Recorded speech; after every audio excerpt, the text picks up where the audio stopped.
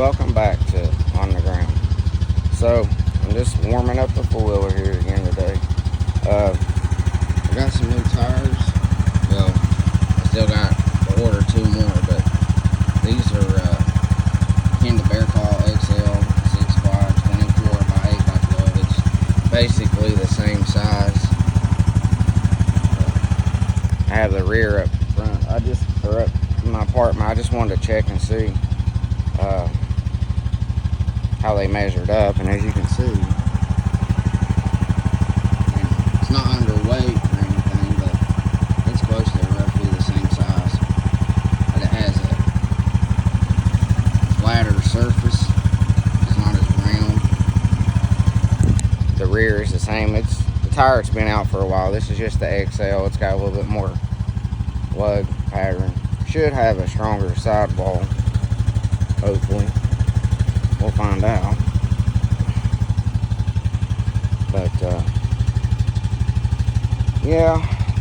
I didn't want a much larger tire than stock. We'll see though. But I'm still in the process of painting the Ricochet metal skid plates. I still gotta paint the brackets.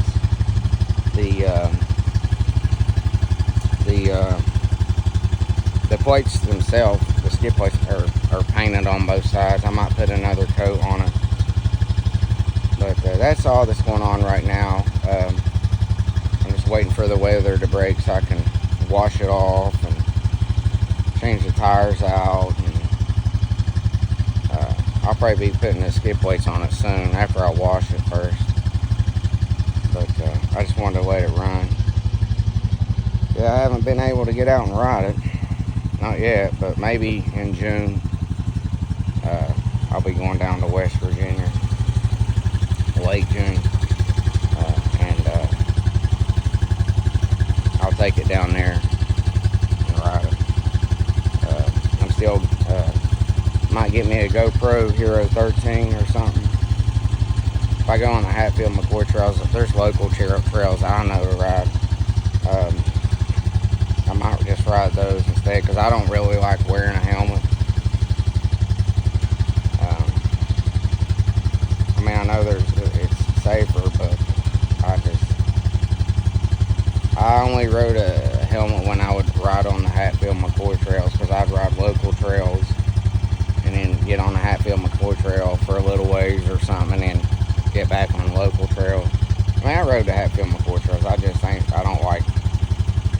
I'm not a big fan of wearing helmets. I'm so used to it, because I used to ride those trails before they were ever Hatfield McCoy trails. We never even referred to them as trails. They were just dirt roads to us. We just identified up this holler, up that holler, up on this mountain, up on that mountain. I don't remember us ever even referring to them as trails. I've tried. I don't remember us ever saying trail, other than when they started turning those roads into the Hatfield McCoy trail system. But other than that, no, I don't remember us ever refer to them as trails. But we grew up in that environment. We were raised in that environment. We always rode those roads and trails.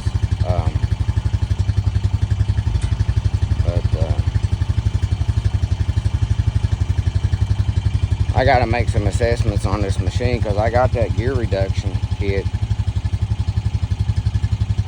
but I'll have to do on the trail assessment, see how the gearing works, how I like it, how it feels, if I need to do the gear reduction. But I'm up here in Wisconsin right now, so I can't just do that.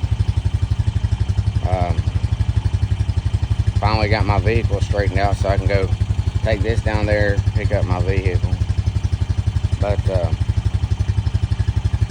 let's see here, what was I going to say? Yeah, I need to make an assessment on handling in technical areas, weight distribution. One of the reasons I'm looking at these tires, putting them on, is for stability issues, so there's no roll. The straight axle is better than IRS. IRS is more comfortable, but it creates more body roll. Does help with traction in some cases, but again, the body roll can be an issue.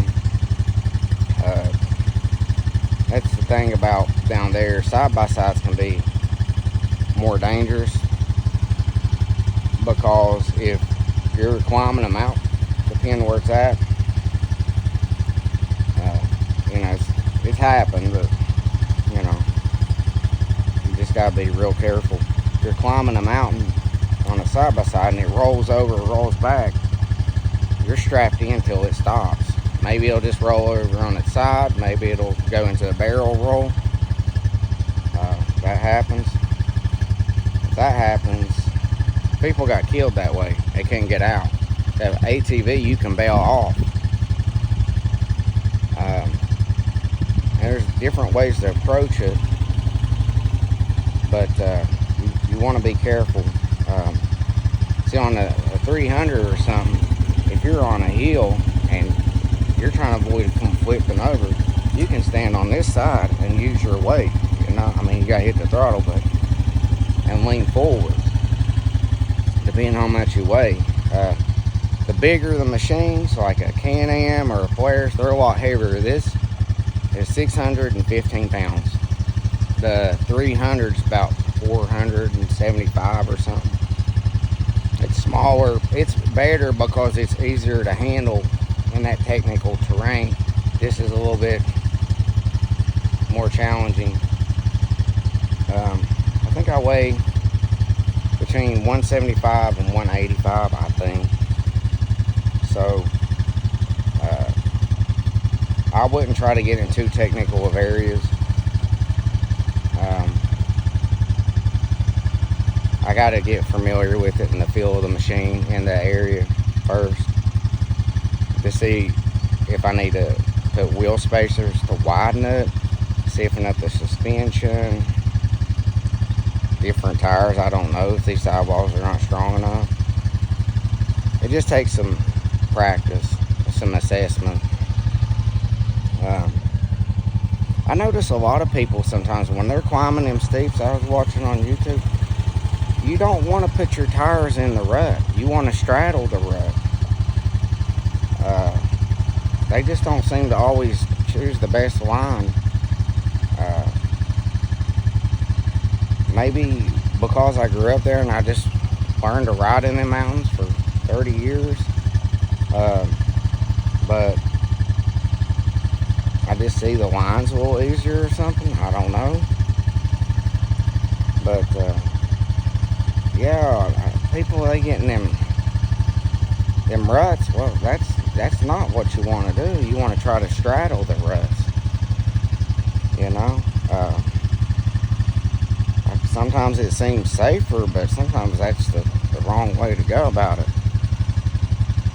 You want to try to tiptoe or straddle them ruts if you can. It just depends. And you don't want to stop on the middle of the hill. You want to keep trying to go. The thing is, when you're climbing some of these steeps, I don't want to get 3/4 of the way up and stop, or 3/4 of the way up and it rear back and flip and it turns barrel roll and total my machine. That happens. It can be a little tricky. I've been in situations where where I had to stop, but there wasn't much choice. But it got too steep and too rocky, and the machine was getting very vertical. And without proper traction, which you can't, it can only get so vertical. I literally had to lift the rear end up and put rocks underneath it to keep it from being too straight up. I was on the Hatfield McCoy Trail Bear Wallow. I was by myself. It was on a black or double black. It was a long time ago. It was really rugged back then. We went on it one night, me and my friends, We had a Polaris Ranger. There's 3 of us. We went down that same hill, and we had to hang off the back of it, like 2 of us, for the weight to keep it from the rear from going over the front, going down that thing. It was a lot rougher then. I didn't even see that trail now in any recent videos. I mean, they may have got rid of that one or something, but I didn't even see it anywhere on there. It was pretty intense. I don't know, maybe they cut that one off, maybe they thought it was too bad or something, I don't know. Or maybe it just got washed out, because it was kind of washed out when I went up it. It may have just got washed out too bad, and it's no longer a part of the trail system, I don't know. It was a rough trail all through there, real rocky and rutted and stuff. Then it climbs real steep. I don't remember the number, but I don't think they have that trail, because I haven't seen it on any of the videos. But that was, let's see, how many years ago was that? 2025. 15, 20 years ago. 50, somewhere around there. It's probably not even there. It was so bad then. Seems like a lot of the trails they now are pretty wore down, smoother. They probably got to where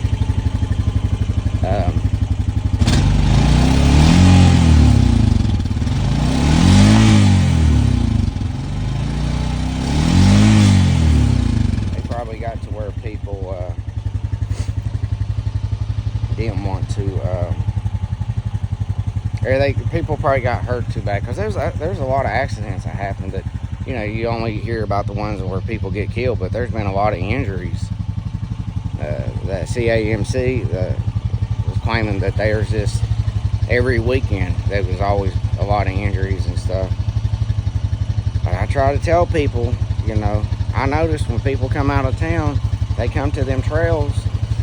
You cannot drive on them trails, especially on the Rock House and Bear Wallow, at high rates of speed like you might be used to on an 850 or 1000. There's areas down in the valleys, but when you're up on the trails on the mountains, it's not hard to, one mistake and you're going flying off a mountain. Or you come on a narrow trail and run into another rider because you can't see. That's just the way it is. Now, back when I still lived there, those trails, there was people on there, but there wasn't as much traffic as there is nowadays. But I still see people come flying around the corner. I knew that they weren't from there just because they were riding real fast. I just shook my head, you know. I know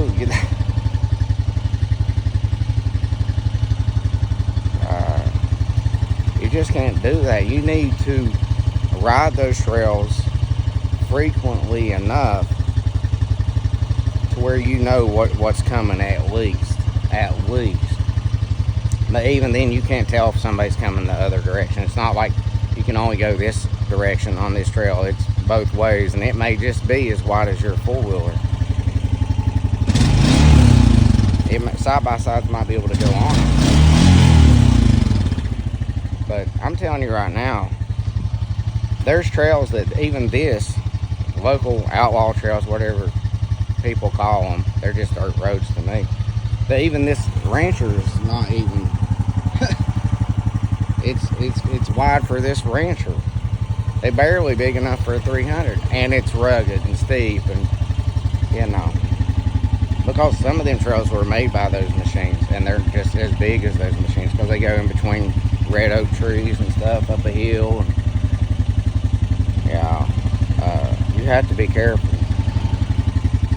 But I didn't pay all this money to go and destroy my machine. I mean, it can handle it. And that's another thing. People keep thinking this 1000 Can-Am 3rd Gen XTP is the king of the mountain. I'm telling you right now, You ride them trails. You ride them mountains, not the maintenance Hatfield McCoy trails. You ride them mountains daily, not just on the weekends, not just in the summer, daily, like it's a daily driver. You ride them trails like it's a daily driver every day, week after week, month after month, year after year. That's the kind of riding we've done, especially when we were younger and older too. But I'm telling you, it's hard to explain. At first glance, you can't see a lot of difference unless you know what to look for. But Honda's Japanese manufacturers, they just use better premium quality components down to the very bolts. And they're torqued well. It's hard to explain. You can't look at the plastics.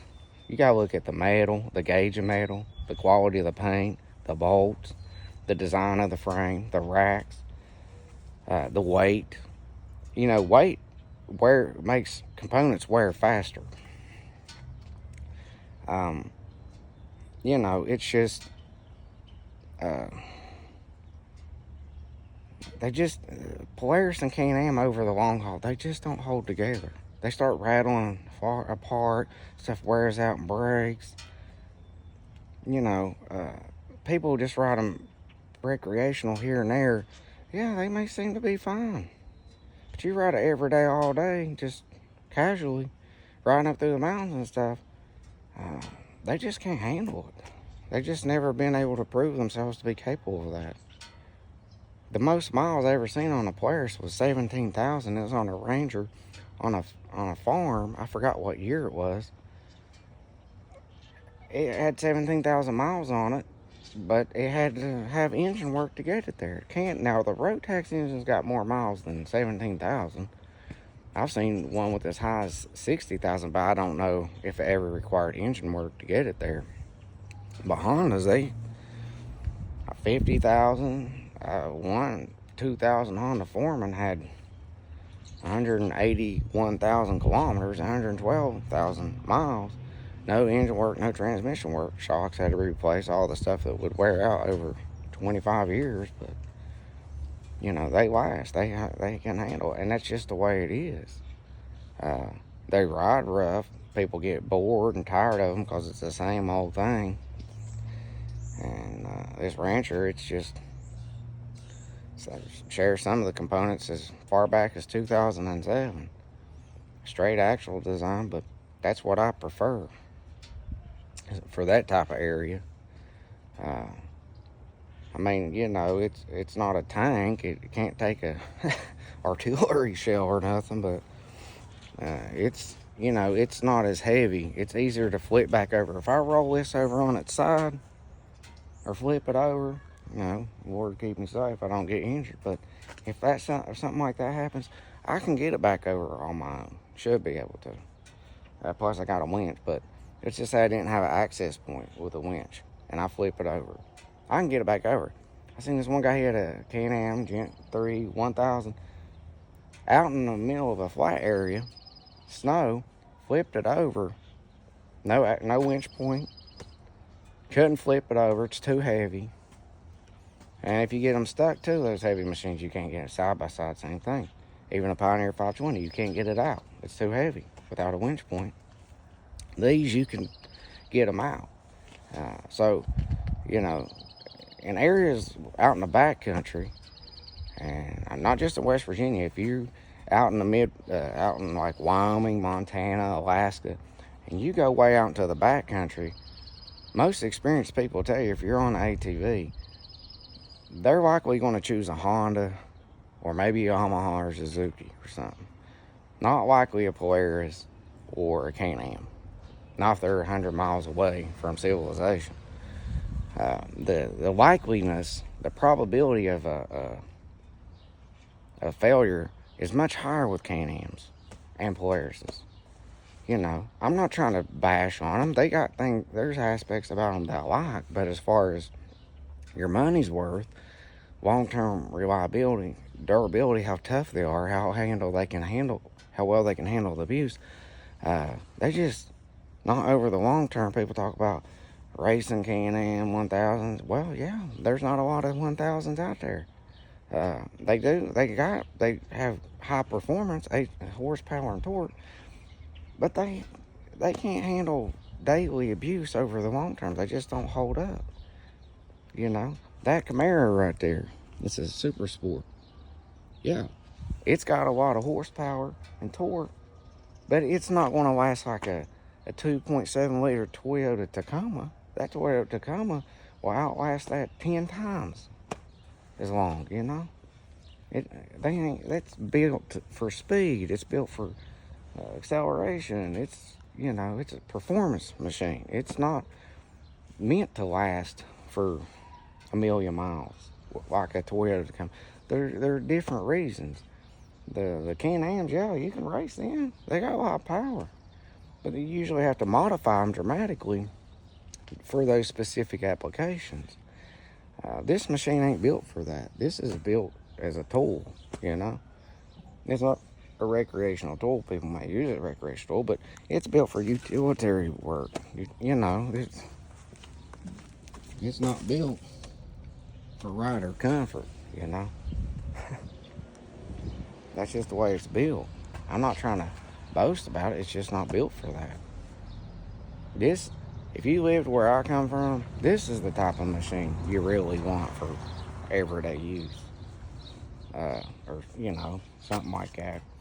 I mean, a Suzuki King will be okay. And I mean, I know they might seem cheaper, and not all that much to look like, and they might not win a drag race, but for something to ride in them mountains every day that you can handle safely, it's hard to beat them. They just, you know, I know.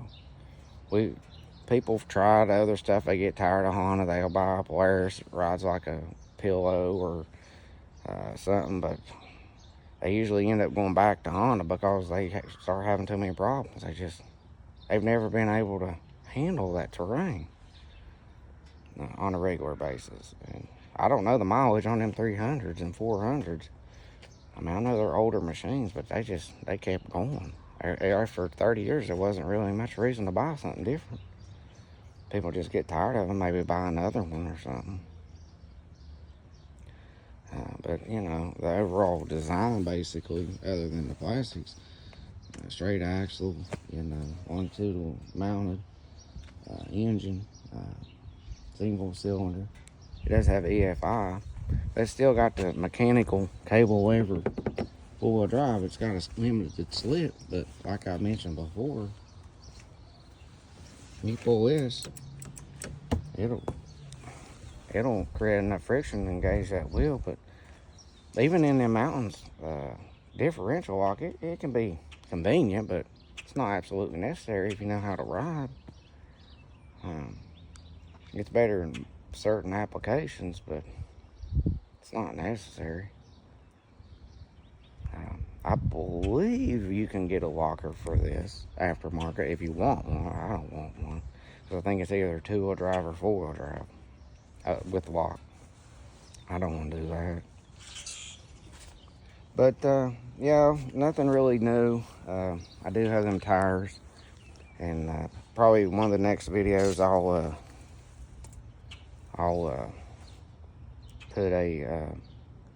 put them skid plates on. Put them skid plates on, and maybe get them tires. Somebody to do it for me, or I don't want to have to do it, but I can. We'll just see. But and until next time, I'll see you again here again on the ground.